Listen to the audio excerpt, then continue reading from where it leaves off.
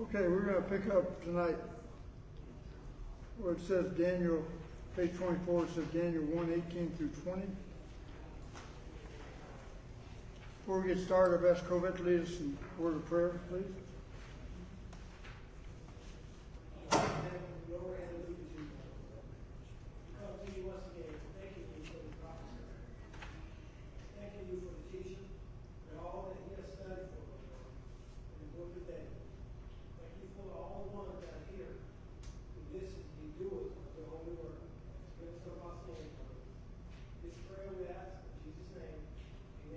Amen.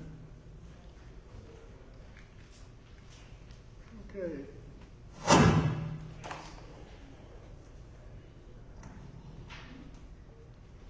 Jim, will you start us off by reading Daniel 1:18 through 20 for us? Yes, sir. Daniel chapter 1, beginning with verse 18. Now at the end of the days that the king had said he should bring them in, then the prince of the eunuchs brought them before Nebuchadnezzar. And the king commanded with them, communed with them, and among them all was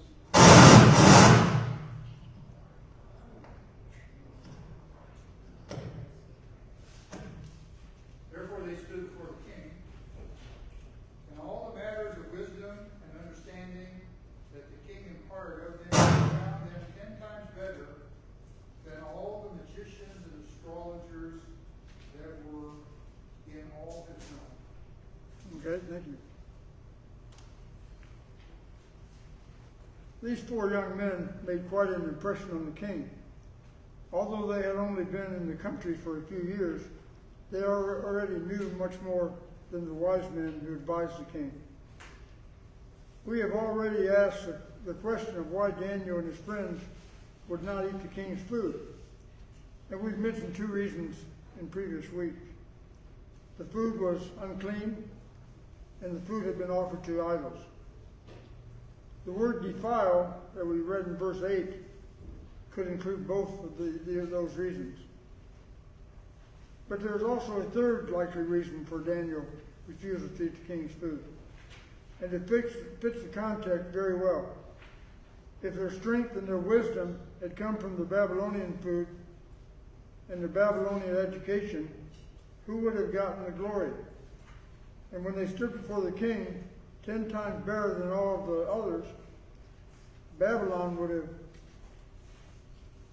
have. But we are told that their wisdom was given to them by God, and we would know that anyway, after learning, they were 10 times smarter than their teachers, and their physical strength must have been from God, which we know because they refused to eat the Babylonian food. Yes? Huh? Page 24. B. What? Yes. Oh, we're still in chapter 1. 24.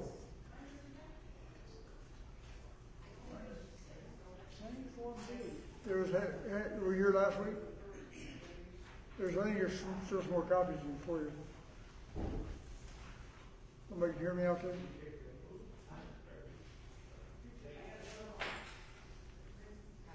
Anybody else need a copy?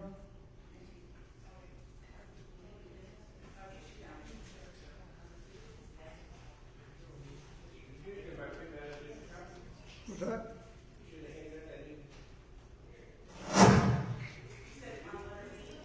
Yes, letter B on page 24. Does that mean making all of them? Yeah, you take the belt, the thing off the belt, put it on the podium, and we'll make that noise. Oh, okay.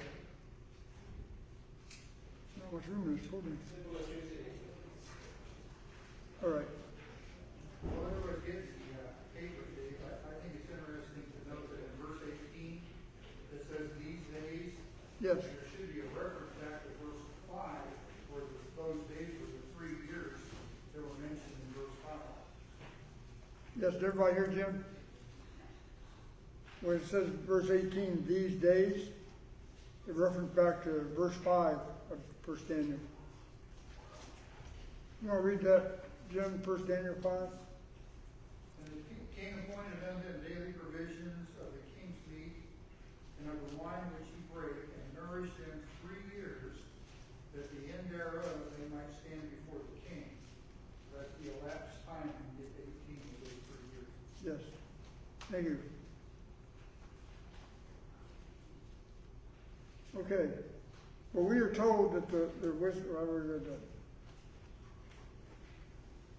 In a book in which earthly kings believe they are in total control and deserve all the glory, it is important to show right from the start, first chapter, that God is in total control. He's in control in everything we do, everything that happens. He's in total control. And he deserves all the glory. Sometimes we have success in life, but we don't give God the glory that he deserves. Notice how Daniel is being presented here. He is the incarnation of a wise man. He knows how to navigate through life, how to live in a pagan culture while staying true to God and displaying the wisdom that is from above.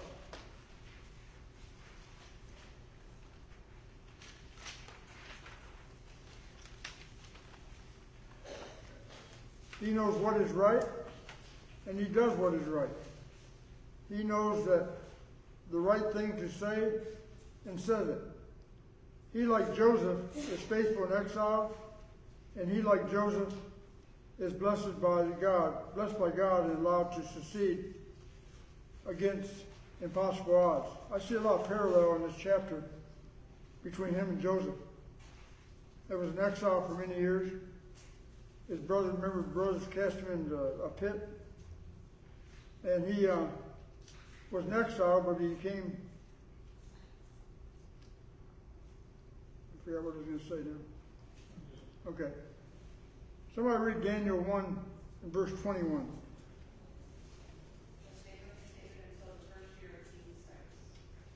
Okay. Verse 21 tells us that Daniel was around from 605 until at least 539 BC. How do we know this? Verse 21 does not say that Daniel died during the first year of King Cyrus. We know that was not the case because in Daniel 10 verse 1, he received a vision in the 3rd year of Cyrus. Somebody turn over to Daniel 10 and verse 1, please.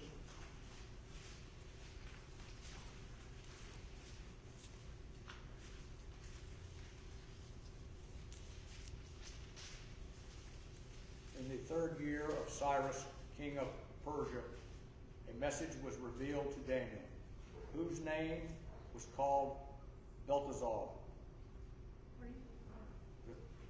10:1. Yeah, 10:1. The message was true, but the appointed time was long, and he understood the message and had understanding of the vision.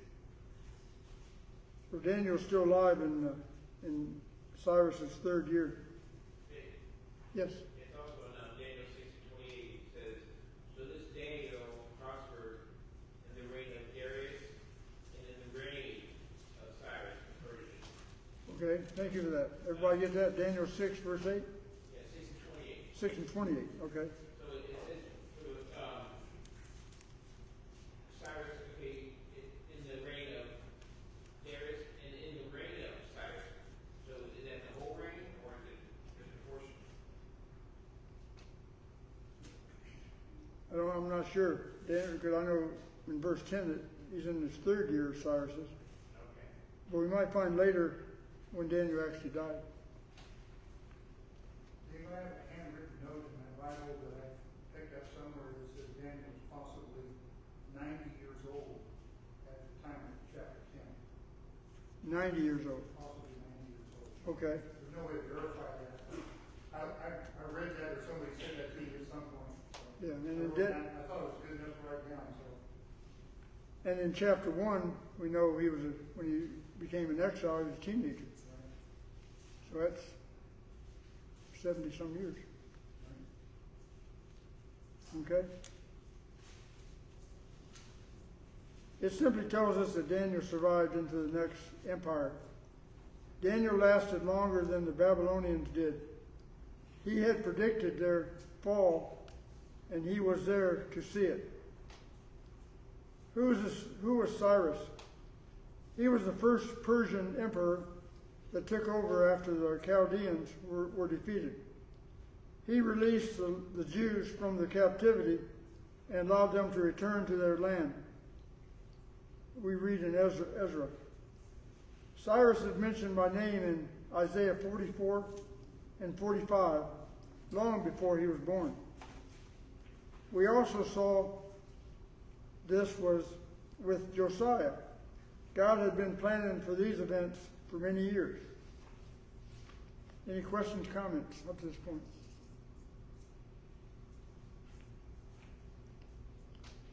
What modern day lessons have we learned from chapter 1? For starters, Daniel shows us that the first battle is not how to make our hostile culture Christian, but is how we can continue to live like as a Christian in a hostile culture. Yes, we must proclaim the gospel to all the world, but first we must be sure that we remain in God's grace ourselves. If we become absorbed in this pagan culture, then not only will we fail in the Great Commission, but we will fail to obtain our own reward. Pause there for a minute. We have a great duty to spread the gospel, but it's hard to do it when our life's not right. I mean, have you ever tried to do something half-heartedly? Well, this would be the same way. If our life's not right with God, then how can we spread His message? Any questions, comments? I have a question. Okay. The information says that Cyrus was the first Persian empire, but Yeah. he is called a Mede in chapter 5. And we always hear about the Medo-Persian Empire, Uh-huh. and I'm not sure I understand the significance or the difference of that. The Medo-Persian, because this says he was a Persian. This Right. is written by man. Daniel chapter 5, I think it's the last verse of Daniel chapter 5, calls him a Mede. Yeah, chapter 5. So I'm looking up, see if I can find the connection now. And We always hear people, preachers talk about the Medo-Persian Empire. uh-huh. So there's got to be a connection here somewhere. So evidently they were together, but I don't know. It's a good question. Harvey, would you read that 5:25? Well, 5:30 says there's like the king of the Chaldeans was slain in Darius and a Mede received the kingdom being about 62 years old. Is that what I'm talking about? Yeah, It's actually referring to the last verse. I don't know. last verse, 31. The last verse of 5. Is it? Yeah, that's not Darius and Mede. Anybody that King had been in place for 2 years. anybody have the answer? If not, just homework for next week. I was referring to 31. Yeah, 31. In what? Daniel 5 or something? Daniel 5:31. Says, and Darius the Median took the kingdom, being Yeah. about 62 years old. Yes. That's why it's 31.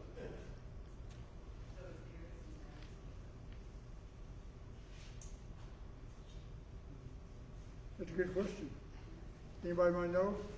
Right offhand? New King James says 62 years old. Well, that's 62. Well, So he took over at 62 years old. 62 years. 62. So the question being, are the Medes and Persians the same thing? Why would it be? Because There's a Mede-Persian Empire.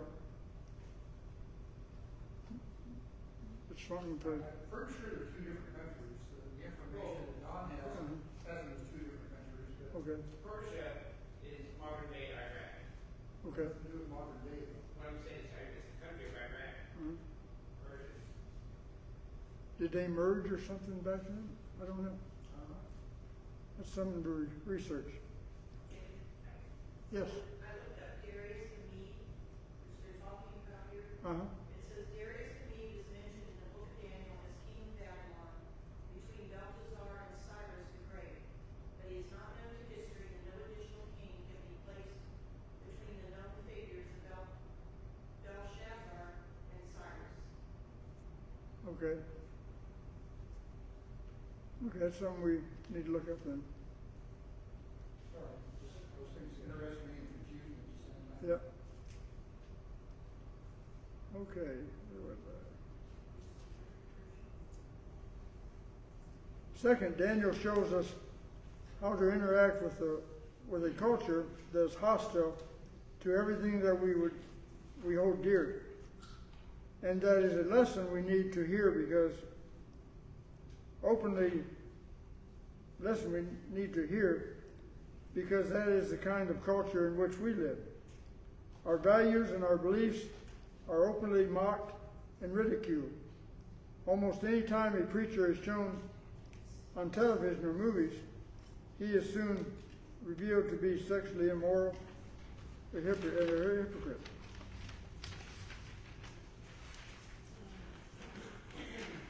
We live in a nation that seeks to redefine that which God has defined.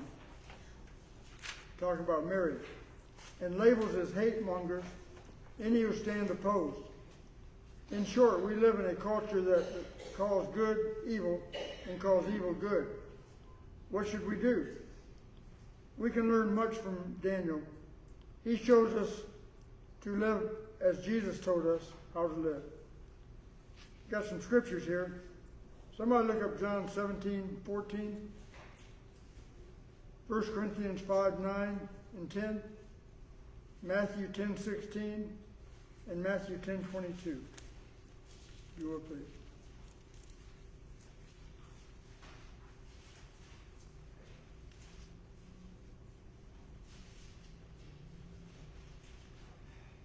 I've got John 17:14. Okay.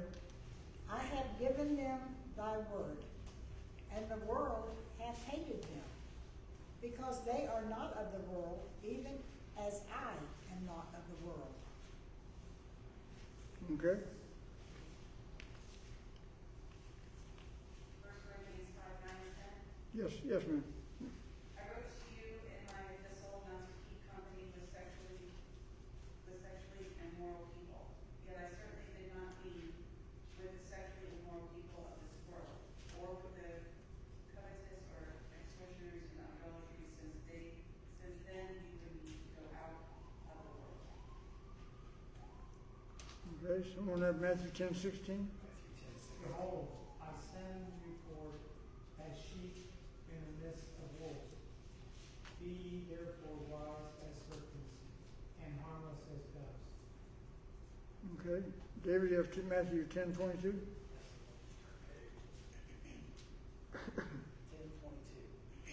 And you will be hated by all for my name's sake, but he who endures to the end will be saved. He who endures to the end will be saved. Daniel, wise as a serpent and harmless as a dove. Daniel is one who endured to the end.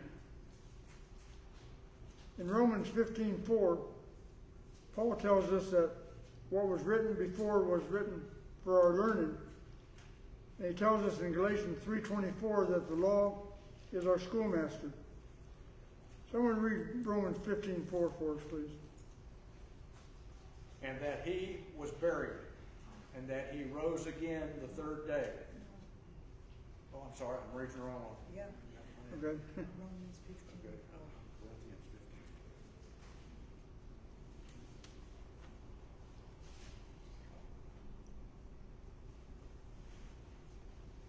For whosoever things were written aforetime were written for our learning, that we those patience and comfort of the Scriptures might have hope. Okay, someone have Galatians 3:24?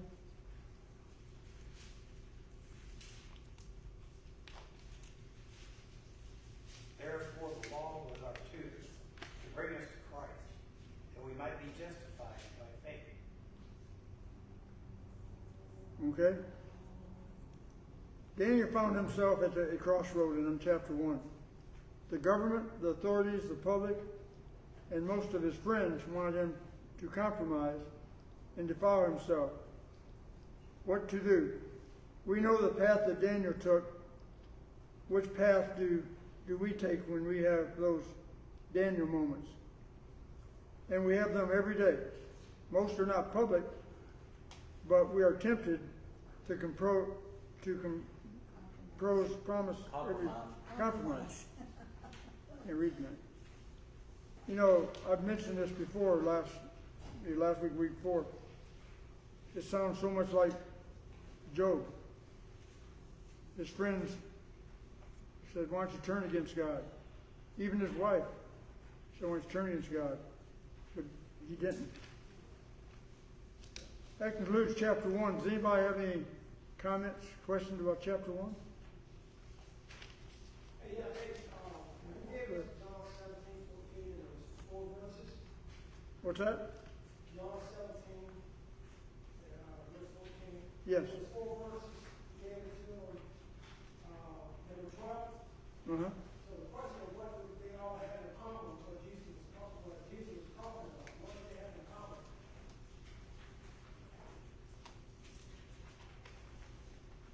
You talking about John 12? John 7, the first one, number 12, 17, 14. John 17:14? Yeah, 1 Corinthians 5, 9 to 10, and Matthew Yeah. 10 to 16, and Matthew 10 to 22. Oh, you said what do they have in common? What do all 4 of the verses have in common? Right here that he showed us how to live as Jesus told us how to live. Yes, and he tells, like in 17:14 says, he gave us the word, but he's not of this world. Anybody else? Good. Well, I take from Go ahead. that Christ gave them the word from God, because Correct. it says, from you, or however it says. But the people didn't want to hear it because they were of the world, and the word was not of the world. The word was not saying, okay, whatever you do out in the world is okay. It was saying, that's not right. So the people didn't want to hear it. So Christ was saying the word from God, but the people of the world did not want to hear it because the word was not about the world, and Christ did not come from the world. So they didn't want to hear it because it wasn't about their worldly things. They didn't want to hear it because it was basically telling them they were doing wrong, and they didn't want to hear it because it was not of the world. Plus, we have a great advantage than they did back then, because we've got the written word right here. There wasn't. Yeah, they didn't have nothing to go by. They had nothing to go by. They had some Old Testament books, or did have a complete Old Testament back then. They had Old Testament books, but they didn't have anything to go by, but to live by. They had the law of Moses, but as far as others, they didn't have the written word like we got today. And they didn't want to listen to Christ because he was not of their worldly world. That's true. Well, they don't want to listen today. Yeah, exactly. I mean, they want to listen to some guy on TV that's going to make them feel good, but it's not going to save them, hardly. How many people we go over 1 Corinthians 5, 9, 10? Okay. It says, I go to you, my epistles, not to keep company with sexually immoral people. That means hanging out with people, holler, hoot, and have a good time with them.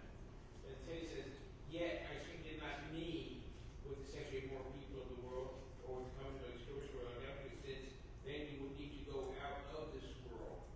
So you have to, there is things you need to come to with the word of God. You can't, you're not to socialize with them.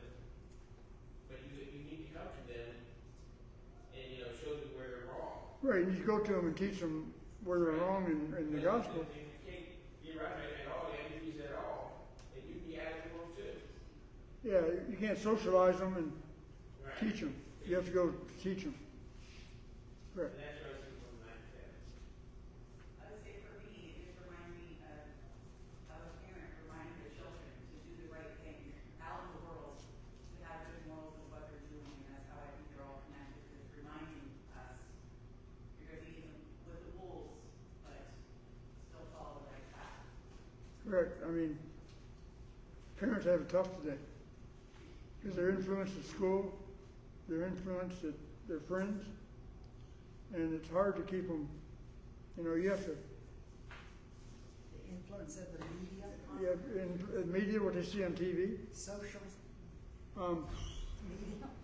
you can bring a child up in the right direction. That doesn't mean he's going to go in the right direction. It's true. It's even more so today, right? They take the easy path. Wait, pardon? They take the easy path. Yes, easy path. Well, God's not going to know, but He sees everything. Any other comment, question on Dan or Jeff? What's that? About children, we have all been in that age group Correct. years ago. But compared to children nowadays, children are children. It's how Yes. you teach them, what they see, what they hear, what they see you do. To them, being a child, it's like it's being right. But a lot of times, what has happened, that's through the generation in which we have the children that's on the scene now, especially in the teenage world, is that a lot of the rules, a lot of the laws have changed compared to where we was in our teens in the 70s and right at the end of the 60s, comparing those rules and laws to what it is now, rules and laws.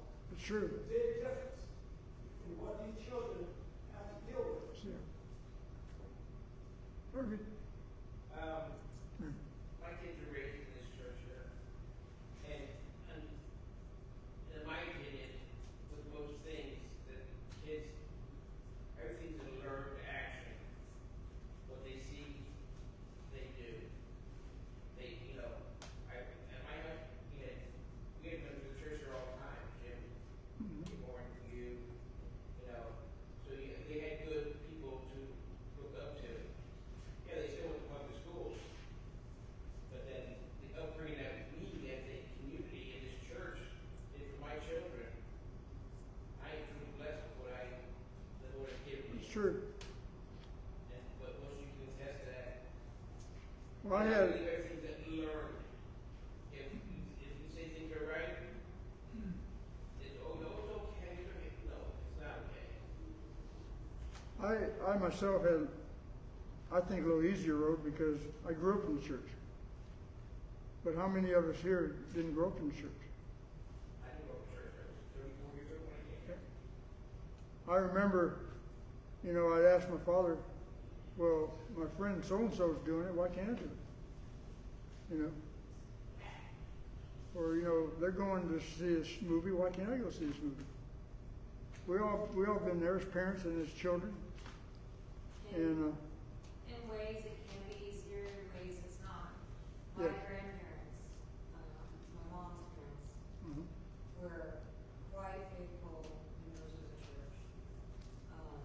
My grandpa was like the best human, the best human you could meet, and Mhm.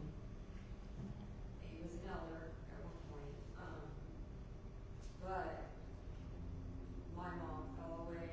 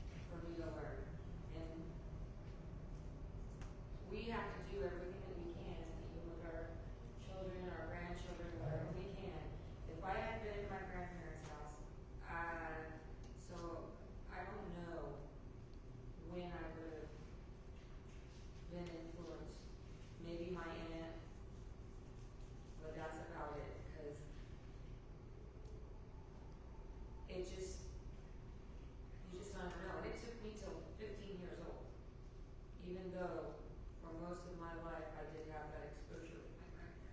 Mhm. Well, when I went to school, there wasn't no school activity on Wednesday night. There wasn't no, most stores were closed on Sunday. I mean, I say a little easier.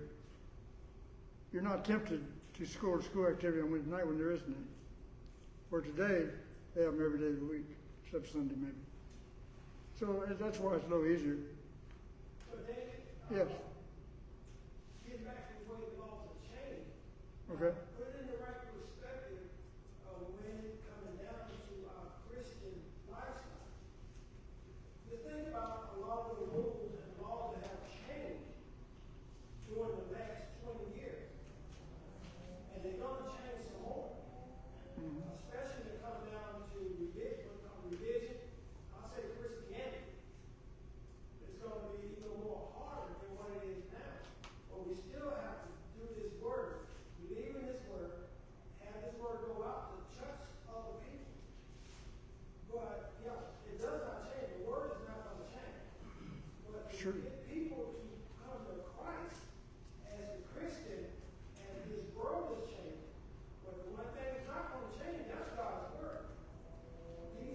We as human beings still got to have this word. If you want to be saved, anybody want to be saved, you have to come to this word. And this word is the truth.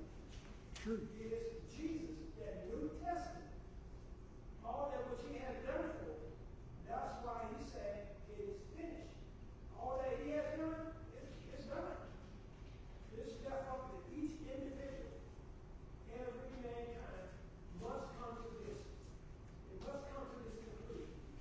Because if not, when I was reading last night, studying in the book of Matthew, and it was in the book of Matthew, in the book of John, Uh-huh. judgment is coming. We must be ready. That's true. Whether these laws change or not, but this here, this word here, is not going to change. Judgment is coming. And we must be right in the heart of God. And accept Jesus Christ as he is. Because if not, the judgment on each individual is going to be a very harsh thing if they're not right, if they're not safe. If everybody just staying at home, have mercy on them. But they Sure. will be lost. Before I get to Harvey, talking about laws that change. Law. Let's talk about laws. That's right. The That's right. Constitution is a two-edged sword. What's that? The Constitution is a two-edged sword. That's both Okay. ways. It says, this is what the Constitution says: Congress shall make no laws respecting the establishment of religion, or prohibit the free exercise thereof, abiding freedom of speech, or of the press, or the right of people to assemble, and to petition the government for a grievance. So, unless they totally destroy the Constitution, they can't prohibit us from assembling to worship. True. Very true. And it's up to us as Christians, as Americans, not to let this happen. That's true. And And like what was it? Soldiers of Christ and rise. mhm. And put your armor on. The armor is right here, the word. Well, look at the discipline of children, how that's changed. I mean, my father had a hickory switch on top of the refrigerator. If I disobeyed him, he threatened to use it. He used it on me once. That's all it took. But if we did that today, we'd be arrested. I know what you're going to say, Harvey. Yeah. No, because I never, all I did was leave that book. Yep. Christopher, 3 years ago, my oldest was 35 now, I looked at him, what the heck, I you wrong. Yep. It's all about respect and gaining that respect from your children. Not to let your children walk all over you. It's true, because when I was growing up, dinner time, we all ate together. But today they're all over the place. Oh, no. They fell asleep at the plate. Yeah. Playing in the plate. Yeah. Anybody else got anything? Well, what used to be shocking behavior is now accepted. I mean, Yeah, that's the sad that's part. the sad fall of society right there, and it keeps getting worse. And his parents not disciplining their children. There used to be on the newscast, and when I lived in Michigan, it came on 11 o'clock news. They start the newscast says, "Do you know where your children are?" Yeah, I remember that. Remember that? It's 11 o'clock. Do you know where your children are? Huh? If you get back to the text that we have, in the text of First Manual, a teenager being the one to set an example. Amen. So we can't Yeah. decide what the text is. He was in a tough spot, and he raised himself up to be an example for an entire nation. Because he doesn't say other than his 3 friends. I'm sure he had other friends, but evidently they didn't do right, and they tried to probably convince him to do wrong. Not just the Hebrew people, but the Babylonians or the Medes and the Persians as well. Babylonians. Babylonians. Persians. So he was an example for a lot of people. He started out as a teenager being that person. Yeah. So He had strong Very convictions. true. you can't lose sight of how great a man Daniel was as a young person. He had very strong convictions. Oh yes, because he was a teenager when he got put in exile. We kind of reversed everything in our minds. You know, we're always looking down on them, criticizing them. What's wrong with the present generation? But we got examples of people in the younger generation being giants of the faith. Yes. And that's what we need to build up. Do you remember how old Joseph was when he was put in the pit? I don't have it on. 17, I believe. So he was a teenager too. And look at what strength he held us. So, anybody else on chapter 1? Okay. We have a few minutes. Everybody got chapter 2?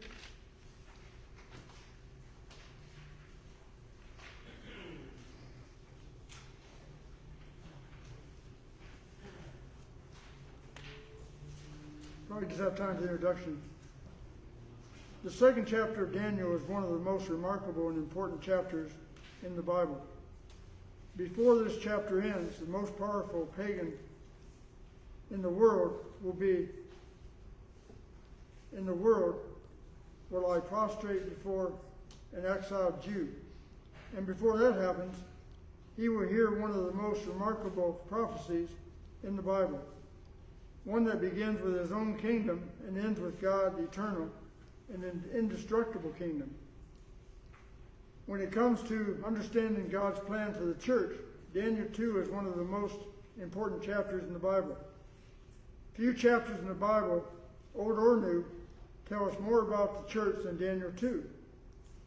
Daniel 2 is one of the church chapter 2s, Psalms 2, Isaiah 2, Daniel 2, Joel 2, Acts 2, and Ephesians 2.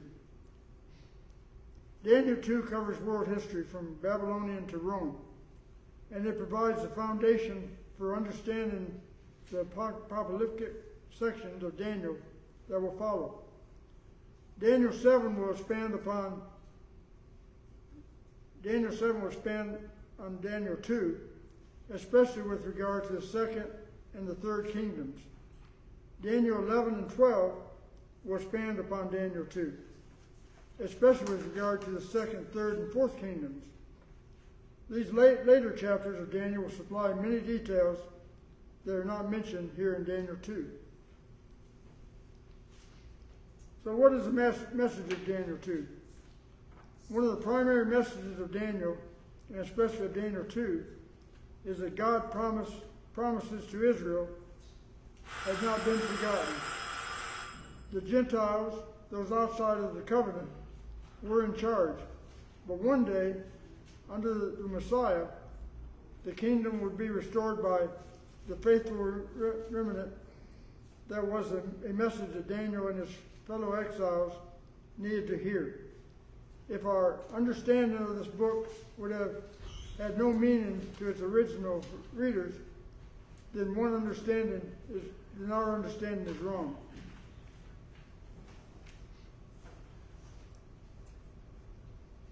Harvey, read Daniel.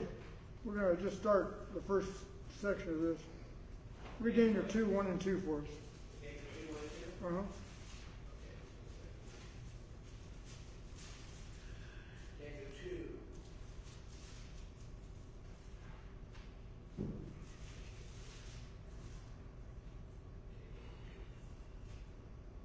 Now, in the second year of Nebuchadnezzar's reign, Nebuchadnezzar had dreamed, and his spirit was so troubled that his sleep left him.